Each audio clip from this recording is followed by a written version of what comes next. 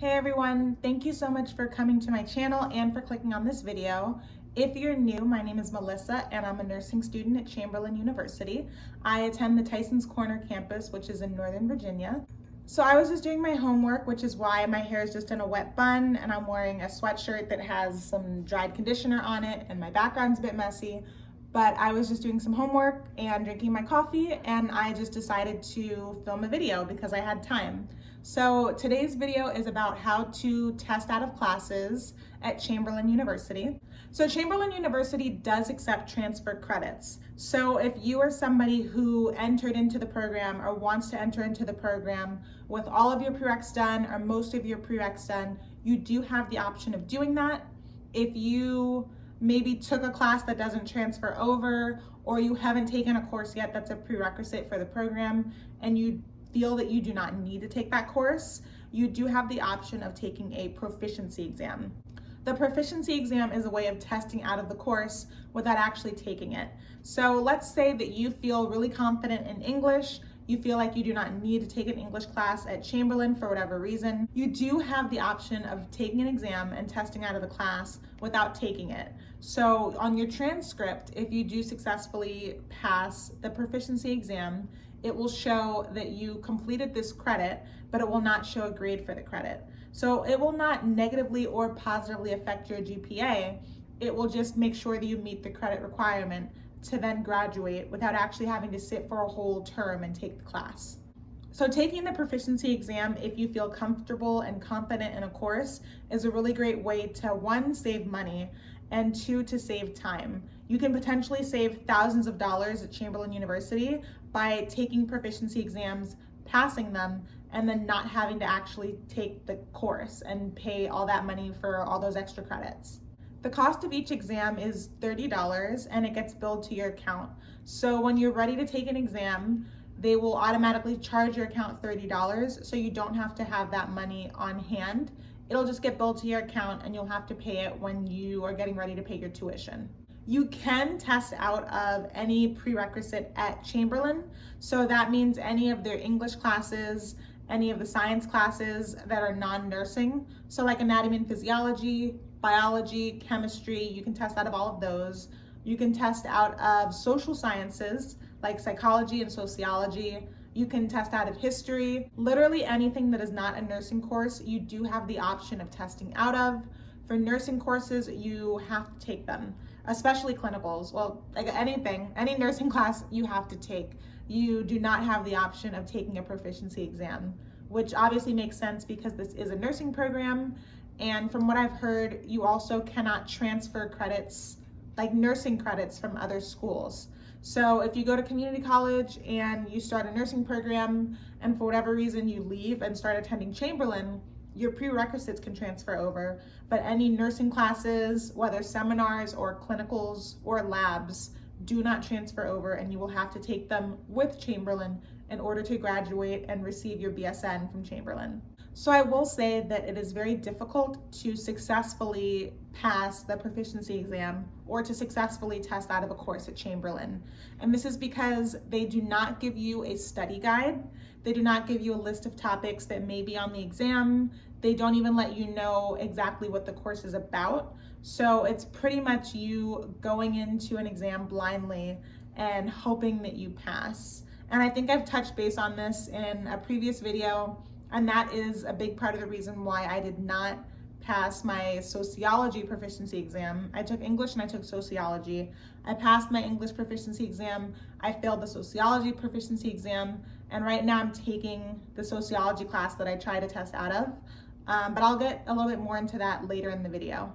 After you take the proficiency exam, you do not know your score. So you will know that you passed the exam or that you failed the exam, but you will not know what percentage you got. So you will not know how much you failed it by if you do fail. So I believe that there are 2 English courses that you need to take in the BSN program for Chamberlain. I came in with credits for 1 English course, so I didn't have to take that. And then the second English course, for whatever reason, they did not accept my credits from my previous universities. So they said that I had to take English 147. I feel comfortable in English, so I went ahead and I sat for the proficiency exam, and that is the exam that I passed. Sociology 185 was the other proficiency exam that I took, and unfortunately I did not pass that one. So in order to take the proficiency exam, you need to notify your advisor that you have the desire to test out of a course. I sent my advisor an email and we corresponded through email. I set everything up through email, but you can call your advisor and do it that way. It'll honestly probably be faster. Just at the time, I had a lot of things going on at work, and it was just a lot more convenient for me to shoot my advisor emails throughout the day. So scheduling for the exam is only Monday through Friday, and it's like typical work hours. I believe it's like from 9 to like 3 or to 4, and that's because they allot you like around 2 hours for each exam. So they want to make sure that all the exams are finished by like 5 o'clock.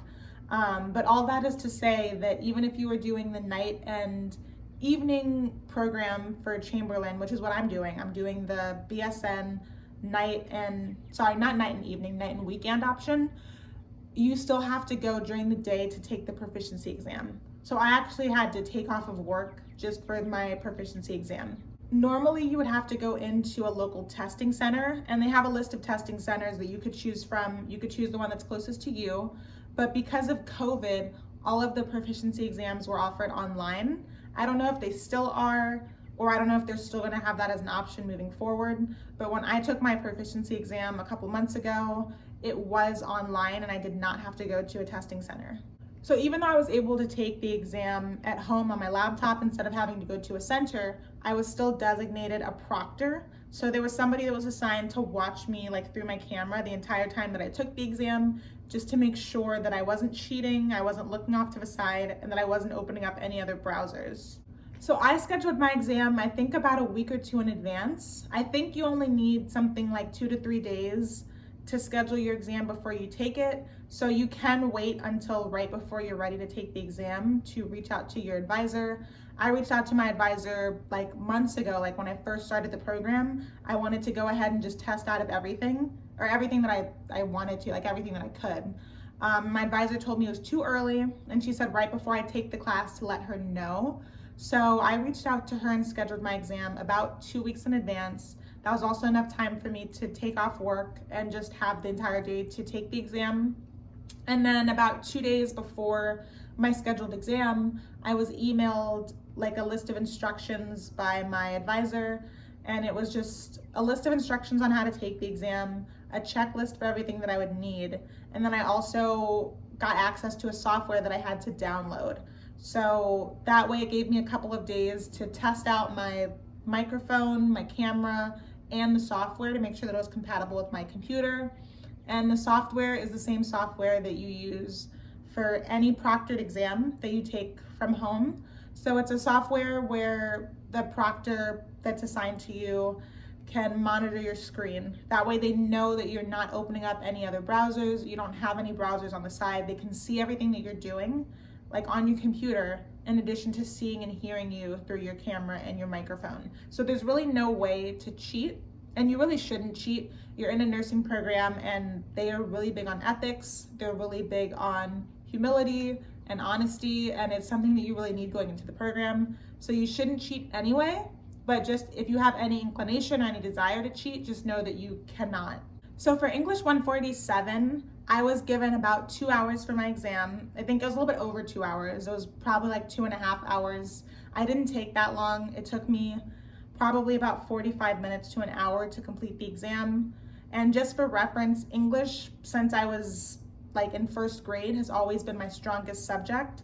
I've always been good with English, I've always been good with literature, so I cannot let you know whether the exam is easy or hard. I've heard some people say it's hard, I've heard some people say it's easy. It really just depends on how comfortable you are with the subject that you're taking. And so I just happen to be really strong in English my entire life. So for me, I felt like the exam was easy. So the English 147 exam had 20-something multiple choice questions. And sorry, this is not going to be exact because when I sat down to take the exam, I wasn't thinking about coming on YouTube and making a video on it. So it's like a general basis of what the exam entails. And it entails like 20-something multiple choice questions. And a lot of the multiple choice was grammar and determining how do I word this? Intention, like in determining the intention of a passage. What is it? Like determining the goal of a passage. So pretty much you would get like a paragraph, you would get 4 to 5 sentences, a passage, and then you would have to select what the intention of that passage was. Was it supposed to be persuasive? Was it more of a narration? Was it a compare and contrast? It was choosing multiple choice what the intention behind that passage was. And then there was also a lot of grammar. So if you just took your HESI exam, just review everything that you studied for the grammar portion of the HESI exam and the vocabulary section of the HESI exam, and you should be fine. And then the last question on the exam was an essay question. So you had to write I believe it was 5 to 8 paragraph essay, and that's really what took me the longest time on my exam. So if you are taking this exam, I would suggest that you start off by doing the essay first. I happen to do it last just because the multiple choice, I breezed through it, but it's always a good idea to do the essay first. That way you can allocate as much time as you need, and then you can use your leftover time with the multiple choice questions. But for the essay question, I was given 2 to 3 writing prompts, and I had to select one, so it was nice to have options, and I had to write 5 to 8 paragraphs on it. So the essay that I chose, I'm not going to say exactly what it is because I don't know if I'm allowed to. I don't know if that would be cheating. I'm not sure if the test randomizes it every time. But again, I'll give you a general idea. It was a compare and contrast essay that I chose to do on a controversial topic. The topic had nothing to do with like religion, politics, or the vaccine or anything crazy going on right now. But it was about a topic that people have one of 2 opinions on. And so I chose to do a compare and contrast essay on that topic. And for me, that was really easy to write. If you're good at writing, this is definitely an exam that you should consider taking if Chamberlain is trying to make you take it. So I got my results back for my English 147 exam the same day. I think I got my results back pretty much immediately. You don't really get to know your score when you take the proficiency exam, but for some reason there was an exception with me and this exam, and I was able to find out that my score was like a 90 something. So I successfully passed it. I believe I needed an 80 to pass. So my experience taking the sociology proficiency exam was different. It was the same setup in the sense that it was a proctored exam. It was a proctored exam. I did have somebody watching me while I was taking the exam. I did have to go through the software. I was given about 2 hours, just over 2 hours for the exam, but this exam was strictly multiple choice. I think I had about 100 multiple choice questions, and so I just went through all of that. For me, sociology was harder just because sociology is something that I actually do enjoy. Like, I like learning about socioeconomic issues, race, ethnicities, different cultures, but it is a very difficult exam to pass for the simple fact that sociology is huge. Like, you can major in sociology, you can get a degree in sociology. There are hundreds, thousands of different topics that fall under the umbrella of sociology.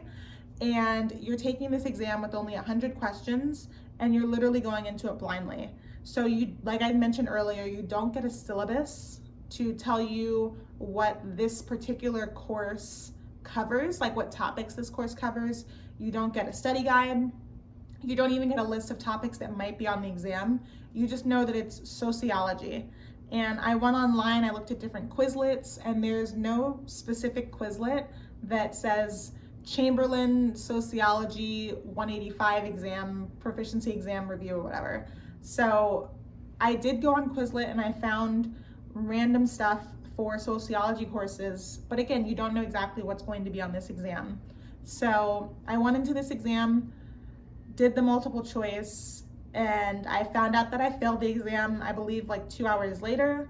I did not know what my score was. So unlike English, this is a typical scenario where you don't find out your score. So I have no idea if I like just barely made it shy of passing or if I totally flunked the exam.